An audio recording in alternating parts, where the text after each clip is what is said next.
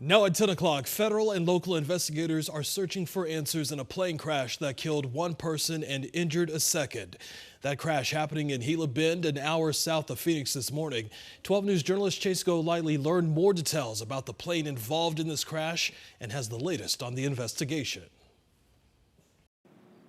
The crash happened 12 hours ago and authorities are still here investigating. Taking a closer look at this aircraft, it doesn't look anything like your typical plane. More like a hang glider with wheels and an engine. It crashed at Gila Bend Municipal Airport just before 10 o'clock Sunday morning. The Federal Aviation Administration says 2 people were on board. One person died from the crash. The other was airlifted to a hospital for treatment. Their names have not been released at this time. At the crash scene, you could see the Maricopa County Sheriff's Office and the medical examiner as the National Transportation Safety Board takes over the investigation into what happened. What they've released at this time is this wasn't your typical plane, but an experimental amateur-built aircraft. Planes that you can put together by yourself. They can build them in their own homes, in a hangar, in basements, in garages, and so forth. Dick Napinski is the spokesperson with the Experimental Aircraft Association. Now, how safe are these kind of aircraft? Well, these aircraft are extremely safe. Hundreds of thousands of hours are flown in them every single year.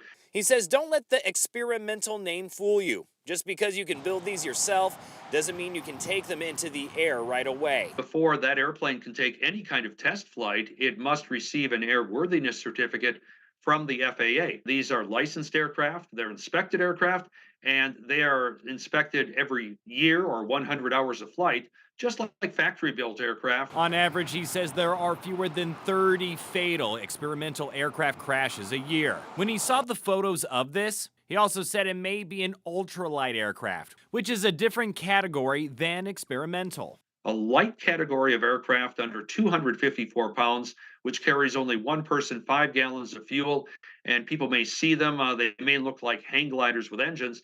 But given that 2 people were on board, it would still have to get inspected by the FAA. The NTSB will be out here to start its investigation, looking into weather conditions, the pilot's experience, and if the aircraft was certified. Napinski tells me it can take up to a year before a cause of the crash is determined. We're in Gila Bend. Chase Golightly, 12 News. Chase, thank you. Just into the 12 newsroom tonight. Video of a shooting scene unfolding tonight in South Phoenix. This is happening near 16th Street and MLK Boulevard. Phoenix police say a teen was injured in this shooting with non-life-threatening injuries. That area closed off right now. There's no word on a suspect. We'll continue to monitor this story for you throughout the night at 12news.com and have the very latest for you tomorrow morning on Today in AZ starting at 4:26. Tonight, 12 News is staying in contact with Casa Grande police to learn more information about a man found dead on the front yard of a home this morning. When officers arrived at that home near Jimmy Kerr Boulevard and Casa Grande Avenue, they say they found 29-year-old Ishmael Smith shot in the lower part of his body. Tonight, police are asking anyone who may have information on the case to reach out to them. Also happening now, Peoria police need your help trying to find 2 teen girls last seen this morning near 71st Avenue and West Peoria Avenue. Nevaeh Castillo is 14 years old. Lisette Cabrera is 15 years old. Both girls have black hair and brown eyes. Their families telling police both girls do not have their daily medications with them that they need to take. So if you happen to know where these teen girls could be, you're now urged to call Peoria police. Developing tonight, Phoenix fire investigators trying to piece together what sparked a fire at a popular restaurant this evening. Crews called to the Cochina Madrigal near 16th Street and Broadway. Phoenix Fire says that firefighters quickly evacuating the restaurant and putting out flames. The good news, no one was hurt. The restaurant is one of Yelp's 2024 top places to eat in all of America and was the top spot in 2022. Right now, there's no word on the price tag on just how much damage the restaurant sustained or how long they could be closed. Let's switch gears now to talk weather tonight. This Sunday evening, getting you ready for the start of a new work week. Ginger, the big question, are the showers going to still hang around? Yeah, they're lingering for sure. Pop-up, passing, no matter how you describe it. We can't quite shake this moisture. As you can see on our satellite and radar picture, this area of low pressure continues to churn and burn overhead. We already saw some rainfall and some snow snow tonight, but now we're clearing out until tomorrow, like clockwork. Look at this. Tomorrow, after about 3 o'clock, we need that heating element of the day to take over, mix in with the moisture, and that's right when we could see some combustion in the atmosphere. So from about 3 to 8:30 tomorrow, you can see, again, it's primarily focused on the northeast quadrant of the state, but this is very unstable moisture, and you saw it is dipping down into the metro area. This is expected to clear out overnight Monday, but return on Tuesday. So we've got a couple days of moisture in the works. Meantime, temperature-wise, we're staying below the normal range, but notice, again, that sweet spot from about 3 to 7 tomorrow. Thunderstorms are in the works. How much rainfall should you be ready for? And what does the first week of spring look like? We'll talk about that in my full forecast. Jonathan. Do people realize how serious this is? Absolutely not. This is really critical. A warning tonight from Arizona doctors and surgeons. For nearly a month, they say that they've been waiting to get paid after a cyber attack. That attack paralyzed a major service of the healthcare industry that impacts everything from your medication, doctor's visits, and even surgeries. 12 News journalist Joe Dana shows us what the state of Arizona is doing right now to fix that problem. This surgeon's specialty is pain. Everything from neck pain, back pain, pelvic pain, headaches. Just as pain can start in one place and reveal itself somewhere else, doctors are feeling the effects of a cyber attack from another part of the world. It has crippled a link in the U.S. healthcare community that processes insurance payments. It's been catastrophic. Dr. Pico's 7 surgery centers in the valley rely heavily on Medicaid payments. The cyber attack caused payments to cease January 21st. He's paying bills and staff with backup funds that will run out soon. This is all being supported with personal funds at this point. For patients with surgeries and even low-level procedures scheduled, the healthcare industry is warning they may not have the staff to do the job in the coming days or weeks.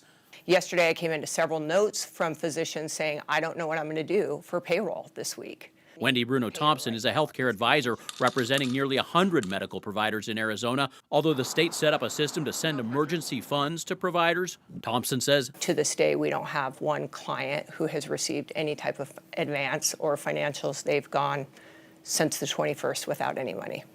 A spokesperson for Access tells 12 News, we are actively working the situation. We have allocated as many resources as possible to ensure providers get paid. Access says they've reviewed more than 120 cases involving emergency payments, but in the multi-layered system of healthcare, there's clearly an issue. Do people realize how serious this is? Absolutely not. These individuals and medical practices that we're seeing on a regular basis, they have a very small profit margin to keep the lights on. Pico says if you have an upcoming procedure or hospital visit scheduled, check in advance to make sure there are not delays. Joe Dana, 12 News. Now to Decision 2024, less than 36 hours to go until Election Day here in Arizona. Only registered Republicans or Democrats can vote in this coming Tuesday's presidential preference election. The deadline to mail in your ballots has now passed, so you can only vote in person on Tuesday. You can find a complete list of polling places closest to you at 12news.com and on the 12 News app. 12 News will have complete live team coverage for you of the results on Tuesday night. That same night, President Joe Biden is expected to make a stop right here in Phoenix. He'll stay overnight before heading to Texas on Wednesday. Tonight, we're getting more details about exactly what he'll be doing during his time here in the Valley.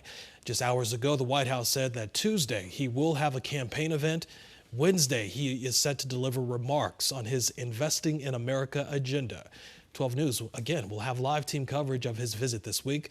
On the Republican side, so far, President Donald Trump has not announced any new plans to return to Arizona. All right, break out your dancing shoes. The madness has finally started. The road to the Final Four in Phoenix officially underway. The NCAA tournament is set, the brackets are out, and we got 2 local teams ready to become the Cinderellas of the big dance. Cam's here with a look at how the Lopes are faring. Hey, Cam. Hey, Jonathan. Yeah, it's going to be interesting, right? Back-to-back years, GCU, the best college basketball story in our state. Lopes ready to play Cinderella after winning the WAC tournament and punching their ticket to the big dance. Only 12 sports was in Vegas when the Lopes got the good news.